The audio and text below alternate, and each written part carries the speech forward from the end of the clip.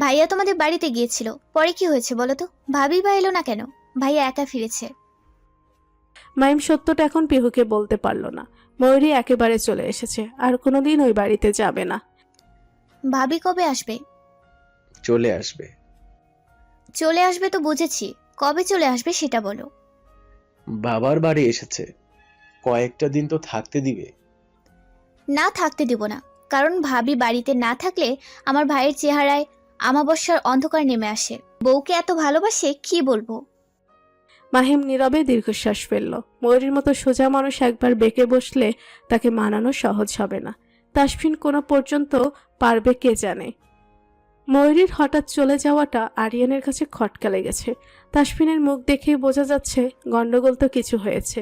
কি হয়েছে তা জানতে আরিয়ানের কষ্ট করতে হবে না। ফাইজাকে জিজ্ঞেস করলে ভেতরের কথা জেনে ফেলা যাবে। কিন্তু ফাইজাও আজ ঠিকঠাক মতো আরিয়ানের সাথে কথা বলছে না। ওকে দেখেই চেতে যাচ্ছে। সে আবার কি ভুল করলো? হাত ছাড়ুন।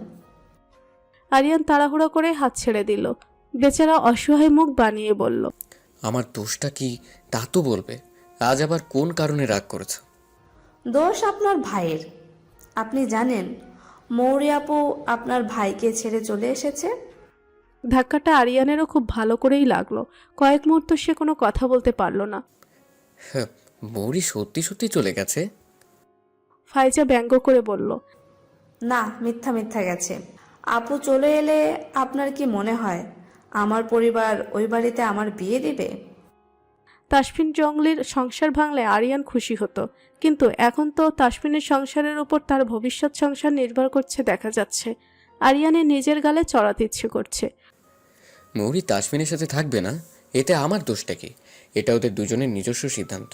ওদের জন্য আমাদের ভালোবাসা কেন সংকটে? শত্রুর দুঃখে যে আরিয়ান খুশি হবে এই উপায়টাও রইল না। সে রেগে মেগে বাড়ি ফিরে এলো।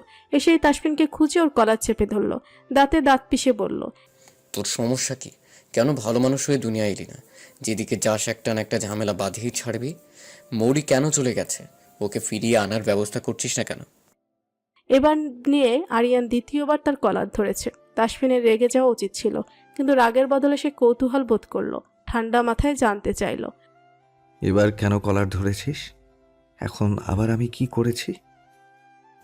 কি করেছিস জানিস না? মৌরি নাকি তোকে ছেড়ে চলে গেছে। গেছে, তারপর? তারপর তোর মাথা। মৌরি যদি তোকে ডিভোর্স দেয় তাহলে কি ফাইজা আমাকে বিয়ে করতে রাজি হবে, নাকি ওর পরিবারই মানবে? তাসফিনেরও এখন দুঃখের দিন চলছে, তবুও সে হাসি আটকাতে পারল না। ওকে হাসতে দেখে আরিয়ান আরও রেগে গেল। তাসফিন কলার থেকে আরিয়ানের হাত ছাড়িয়ে বলল, মৌরি আমার সাথে সুখে শান্তিতে থাকলেই তোর বিয়ে, সংসার, বউ বাচ্চা টিকে যাবে নাকি? তাহলে তোর এখন দায়িত্ব দাঁড়ায় মৌরিকে বাড়ি ফিরিয়ে আনতে, আমাকে সাহায্য করা।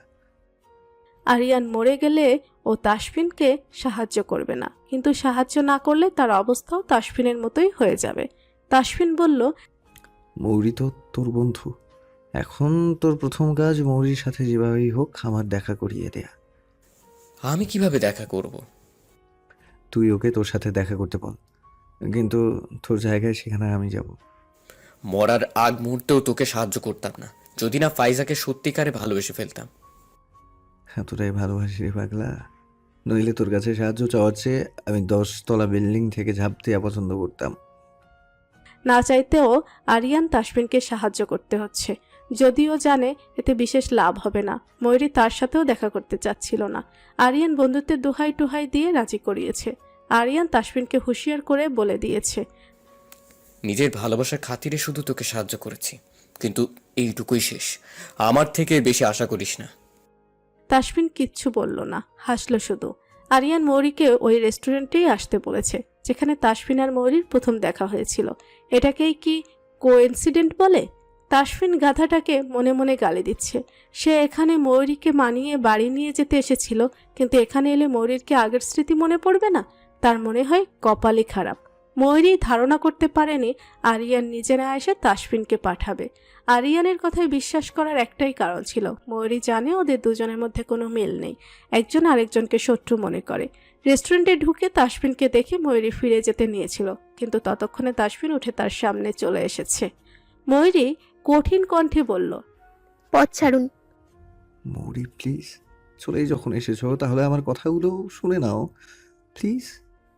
শেষমেশ আপনি আরিয়ানকেও ব্যবহার করেছেন।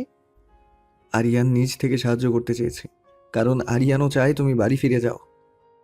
এতগুলো মানুষের মাঝে এখানে সিন ক্রিয়েট হবে ভেবে ময়ূরী তাসফিনের সামনে একটা টেবিলে এসে বসলো। তাসফিন কি বলবে তার জানা আছে। তুমি কেন এমন করছো মৌরি? তুমি তো আমাকে ভালোবাসো। ভালোবাসি? কে বলল?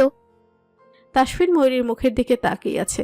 তাদের প্রথম দেখা করার দিনের ময়ূরীর সাথে আজকে তার সামনে বসে থাকা ময়ূরীর মাঝে আকাশ পাতাল পার্থক্য। প্রথম দিন ময়ূরী তার চোখের দিকে তাকিয়ে কথা বলতেও ঘাবড়াচ্ছিল। আজ কেমন চোখে চোখ রেখে আত্মবিশ্বাসের সাথে কথা বলছে। আচ্ছা, তুমি আমাকে ভালো না বাসো, কিন্তু আমি তো তোমাকে ভালোবাসি। সেটা আপনার সমস্যা। তাসফিনও বুঝে ফেলেছে ময়ূরীর মন এত সহজে গলবে না। সে আর কি করলে ময়ূরী তাকে ক্ষমা করবে। আমি তো ক্ষমা চেয়েছি মৌরি, মেনে নিয়েছি ভুল আমার ছিল। যখন আমি নিজের ভুল সম্পর্কে অজ্ঞ ছিলাম তখন তুমি আমাকে ছেড়ে যাওনি।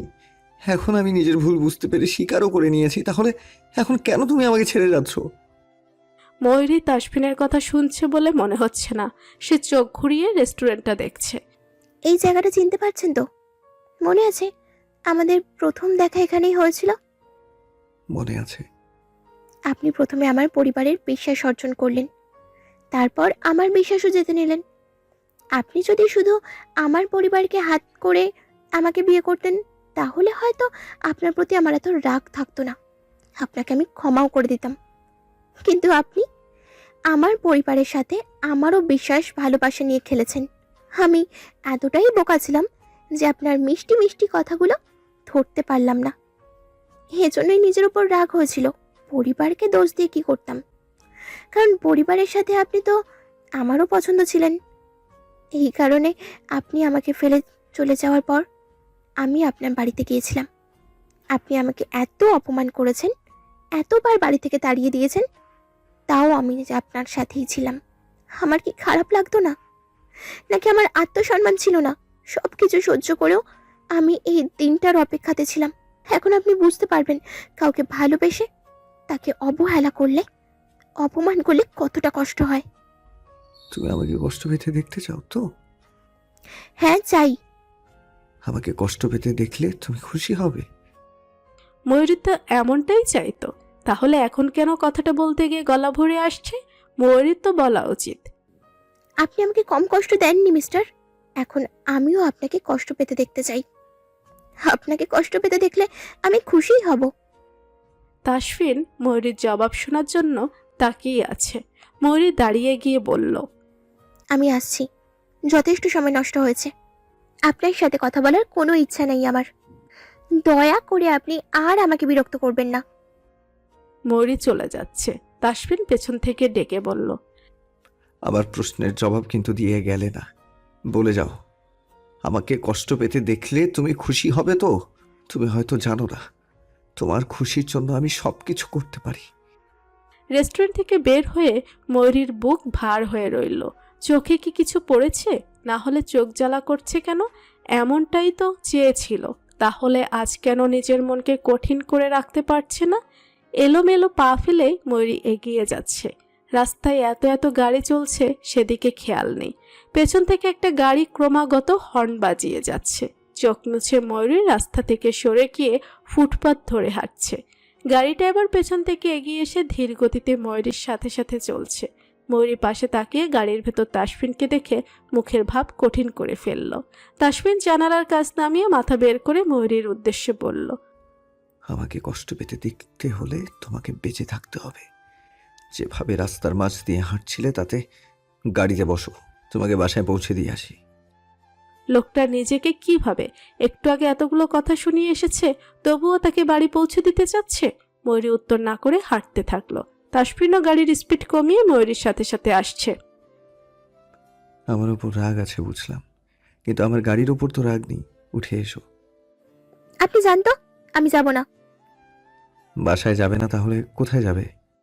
বাসায় যাব না বলেছি? এক্ষুনি তো বললে। বলেছি আপনার সাথে আপনার গাড়িতে যাব না। আচ্ছা, তুমি কি মনে করছো আমি তোমাকে কিডন্যাপ করে নিয়ে যাব? আরে ভয় পেও না, নিজের বউকে কেউ কিডন্যাপ করে না। এই লোকের সাথে কথা বলাই বেকার। ময়ূরী ট্যাক্সি নিতে গেলে তাসফিন গাড়ি থেকে নেমে এলো। মামা যাবেন? লোকটা ময়ূরীর দিকে তাকিয়ে জিজ্ঞেস করলো। কই যাবেন? ময়ূরী ঠিকানা বললে লোকটা যেতে রাজি হয়ে গেল। ময়ূরী ট্যাক্সিতে উঠবে তখনই তাসফিন এসে ট্যাক্সি ড্রাইভারকে বলতে লাগলো। ওই গাড়িটা দেখছেন মামা? গাড়িটা এই আপামনির হাজবেন্ডের। এত বড় গাড়ি দেখেও আপামনি রাগ করে আপনার ট্যাক্সিতে যেতে যাচ্ছে। আপনি বলুন, এটা কি ঠিক? স্বামী স্ত্রীর মধ্যে একটু আধটু ঝগড়া হতেই পারে। আপনার সাথে মামির ঝগড়া হয় না? মামি কি আপনাকে ছেড়ে চলে যায়?